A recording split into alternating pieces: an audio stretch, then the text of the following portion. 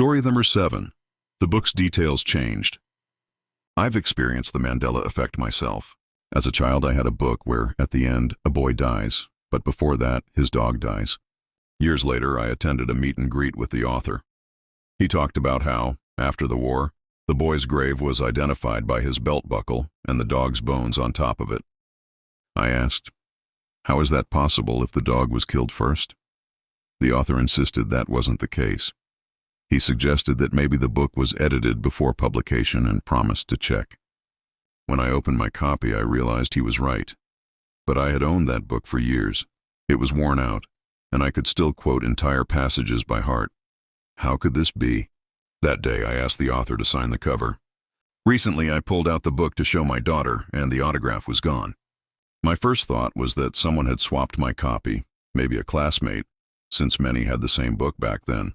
But all my handwritten notes were there. My bookmarks from school were still in place. Only the autograph had disappeared. I held the cover up to the light, thinking the ink had faded. But no, there wasn't even a trace. I flipped to the last pages, and yes, the dog was killed first. I asked my mom, and she clearly remembered me attending that event, ranting about the author's response, and proudly showing off the autograph.